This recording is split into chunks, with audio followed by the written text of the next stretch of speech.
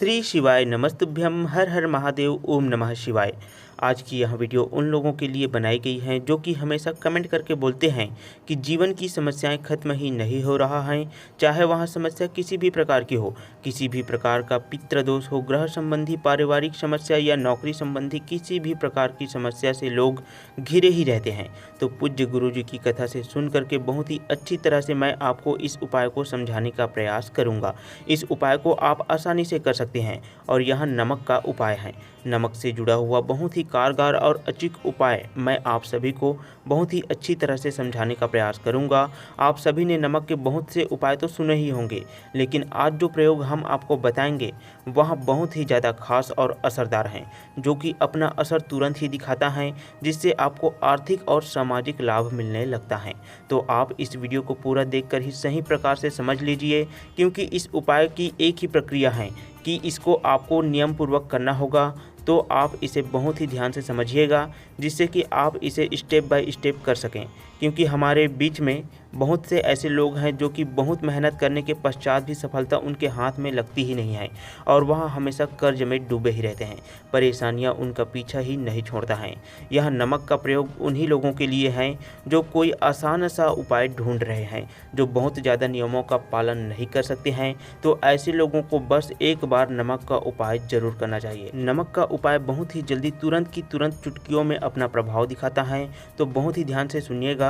और यदि आपकी समस्या का निदान नहीं होता, आपकी समस्या ज्यों के त्यों बना रहता है, तो आप मुझे कमेंट करके ज़रूर बताइए, क्योंकि हमारे चैनल का सिर्फ एक ही मकसद है कि जनसाधारण की सहायता हो और हर किसी का जीवन सफल बन जाए, सनातन धर्म आगे बढ़ता जाए। देखिए, नमक का प्रयोग बहुत सी चीज़ों में किया जाता है। आपने भी सुना होगा कि नमक का प्रयोग ज्योतिष शास्त्र, वास्तुशास्त्र और तंत्र शास्त्र में अनेकों प्रकार से किया जाता है। नमक का प्रयोग करके बहुत से लोगों ने चमत्कारिक लाभ प्राप्त किए हैं, लेकिन आज के आधुनिक युग में बहुत से लोग इन उपायों से अनजान हैं। लेकिन आज का प्रयोग यदि आप करते हैं तो आप अपने जीवन से नकारात्मक ऊर्जा को हमेशा हमेशा के लिए खत्म कर सकते हैं। बस यही आज इस वीडियो में मैं अंत तक आप सभी को अच्छे से बताने वाला हूं। लेकिन अंत में बताने से पहले बहुत से इम्पोर्टेंट बातें मैं आपको वीडियो के बीच बीच में बताने वाला हूँ, इसलिए वीडियो को बिल्कुल भी स्किप मत कीजिएगा। हो सकता है जिस समय आप वीडियो को स्किप कर रहे हो उसी समय मैं आपकी प्रॉब्लम का सोल्यूशन बताने वाला हूँ। तो ध्यान से सुनिएगा, आपको बिल्कुल भी वीडियो को स्किप नहीं करना है। तो यह प्रयोग आपको कैसे करना है, कब करना है, आप अपने दोनों हाथों की हथेलियों में नमक को ले लें। यह आपको किस प्रकार से लेना है, आप अपने दोनों हाथों की हथेलियों के बीच में नमक को लें और यह प्रयोग आपको सोमवार या फिर शुक्रवार के दिन से ही प्रारंभ करना है। इस बात का आपको विशेष रूप से ध्यान रखना है। एक बात का तो आपको विशेष ध्यान रखना है, या तो आप उपाय को सोमवार से शुरू कीजिए या फिर आपको उपाय को शुक्रवार से शुरू करना है।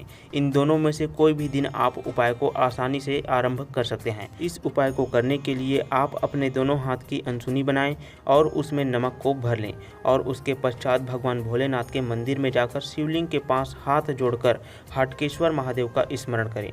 आप उन्हीं का ध्यान करें, उन्हें अपने मन में धारण करिए और उनके बारे में सोचिए। उसके पश्चात किसी भी प्रकार की आपकी जो समस्या है, अपनी समस्या के बारे में सोचिए। नौकरी के बारे में आप परेशान रहते हैं तो बार बार प्रयास करने के बाद भी जैसे आपका नौकरी नहीं लगता है, तो आप नौकरी के बारे में सोचिए। और यदि आपकी समस्या पारिवारिक है, संतान संबंधी है, आर्थिक समस्या है, किसी भी प्रकार की आपकी समस्या है, तो आप उसी के बारे में, अपनी समस्या के बारे में ही सोचिए। यदि आप लंबे समय से किसी बीमारी से जूझ रहे हैं तो आप उसके बारे में भी सोच सकते हैं। फिर आपकी जो भी परेशानी है, जिससे आप परेशान रहते हैं, उसको मन ही मन में सोचते हुए ऐसे सोचना है कि आपकी सारी समस्या जो है वो नमक में जा रहा है, यानी कि आपकी समस्या उस नमक में धारण हो जाए। एक और बात का यहाँ पर आपको विशेष रूप से ध्यान देना है कि जब आप अपनी उस समस्या के बारे में सोच रहे हैं, उस समय आप भगवान भोलेनाथ को भी याद करते रहें और नमक की तरफ देखते ही रहें। शिव जी को अपने मन में धारण कर लें और यदि आप हनुमान जी को मानते हैं तो आप हनुमान जी की छवि को अपने मन में धारण कर लें। आप चाहे तो एक चौपाई का भी पाठ कर सकते हैं। उस चौपाई को आप अपने मन ही मन में दोहरा सकते हैं। तो चौपाई कुछ इस प्रकार है, अब ध्यान से सुनिएगा। कवन सो काज कठिन जग माही, जो नहीं होत तात तुम पाही। यह एक ऐसी चौपाई है, यदि आपने इस चौपाई का पाठ कर लिया तो हनुमान जी को आपकी बात सुनना ही पड़ेगा। यदि आप इस चौपाई का पाठ करेंगे तो हनुमान जी तुरंत ही आपकी बात भगवान श्री राम तक पहुंचा देंगे। तो आप इस चौपाई का 11 बार या 5 बार पाठ जरूर करें और अपनी समस्या को नमक की तरफ देखते हुए ही आपको यहाँ चौपाई बोलना है। और उसके पश्चात ही आपको क्या करना होगा, आप बहुत ही ध्यान से सुनिएगा।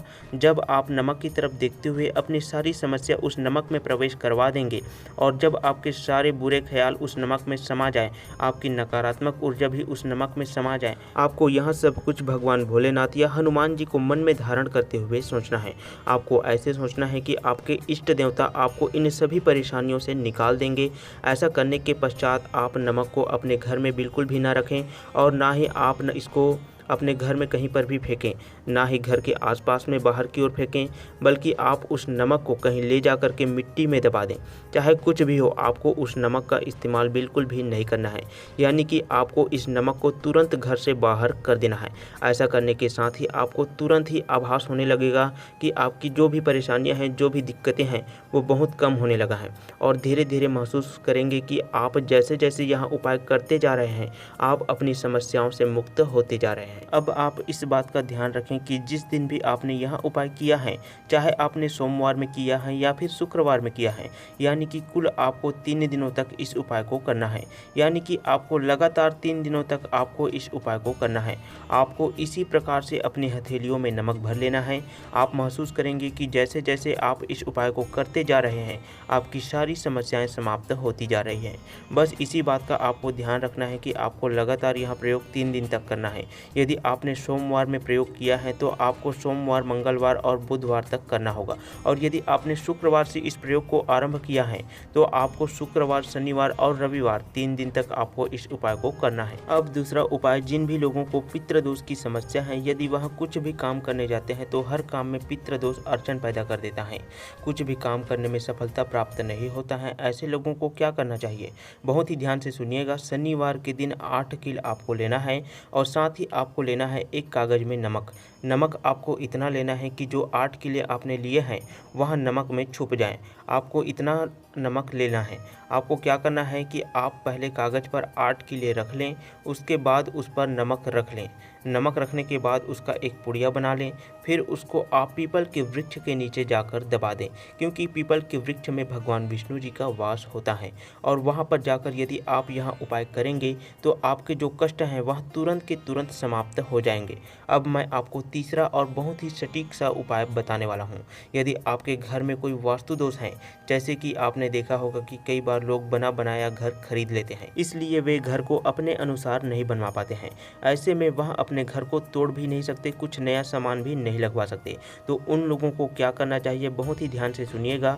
घर में वास्तु के कारण जहाँ पर भी क्लेश होता है, आपसी अनबन बनी रहती है, घर में आपस में भेदभाव बने रहते हैं, ऐसे में जहाँ पर वास्तु की समस्या है, चाहे वहाँ रसोई घर हो या फिर बाथरूम हो, जहाँ पर भी आपको लगता है कि यहाँ वास्तु की समस्या है, वहाँ पर आपको एक नमक की पोटली बनाकर रख देना है। जहाँ पर भी आपको ऐसा लगता है कि यह जगह वास्तु के अनुसार सही नहीं है, तो वहाँ पर आपको नमक की एक पोटली बनाकर रख देना है और फिर उसके बाद आप उसको 7 दिन के बाद बदलते रहें। जैसे कि यदि आप एक पोटली रख रहे हैं, फिर उसको आप 7 दिन के बाद चेंज कर दें। ऐसा आपको 21 बार करना है, यानी कि 21 पोटली आपको बनाना है और 21 पोटली को आपको बदलना है।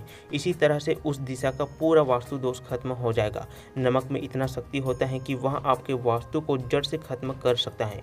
हम यहाँ पर जो भी उपाय आपको बताते हैं वह पूरी तरह से सटीक होता है और कारगर होता है। प्रदीप मिश्रा गुरु जी के द्वारा बताए हुए और शिव महापुराण के गहन अध्ययन के बाद आप सभी के लिए उपाय लेकर आते हैं। आप चाहे तो हमारे चैनल पर जाकर कुछ अन्य उपाय भी देख सकते हैं, जो कि बहुत ही कारगर और अचूक उपाय हैं, क्योंकि हम यह सभी उपाय आप सभी के मार्गदर्शन के लिए लेकर आते हैं। तो यदि आपको कोई उपाय अच्छा लग रहा है और आप अपनी समस्या के निवारण हेतु यदि कोई उपाय करना चाहते हैं तो आप जरूर इन उपायों को कीजिए, लेकिन पूरी श्रद्धा और विश्वास के साथ। और पूरा उपाय, यानी कि उपाय को करते समय उसको पूरा कीजिए, उपाय को बीच में मत छोड़ दें, अन्यथा आप बेकार ही परेशान होंगे कि हमें उपाय का पूरा परिणाम प्राप्त नहीं हुआ। अगर यदि आप पूरी श्रद्धा और विश्वास के साथ, नियम के साथ जितना उपाय भी आप करते हैं तो उसका जो है 100% रिजल्ट आपको मिलेगा। लेकिन सभी उपायों का एक ही नियम है कि सभी को पूरा नियम के अनुसार किया लिया जाए। तो यदि आपको कोई भी उपाय समझ में नहीं आया तो आप वीडियो को दोबारा देख सकते हैं या मुझे कमेंट करके भी पूछ सकते हैं। तो फिर इस वीडियो को जनसाधारण तक पहुंचाना आप सभी की जिम्मेदारी है कि हम सनातन धर्म को और भी आगे बढ़ा सकें। तो आप हमारी इस वीडियो को अपने WhatsApp group, status, Facebook, Instagram में जरूर शेयर करें, जिससे इसका अधिक से अधिक लोग लाभ ले सकें और जो हमारे यहाँ प्राचीन उपाय आधुनिक युग में कहीं छुप गए हैं उनका सही प्रकार से प्रचार किया जा सके। यदि आपको यह वीडियो अच्छी लगी है तो वीडियो को एक लाइक जरूर कीजिए और साथ ही साथ बेल आइकन को जरूर दबाएं, ताकि जब भी हम कोई नई वीडियो अपलोड करेंगे तो उसका नोटिफिकेशन आपको सबसे पहले मिल सके। उपायों को करते समय गलती नहीं करना है। यदि कुछ भी बात समझ में नहीं आया है तो कमेंट करके जरूर पूछें, गलती बिल्कुल भी नहीं करना है। तो इसी के साथ आप सभी को श्री शिवाय नमस्तुभ्यम, हर हर महादेव, जय महाकाल।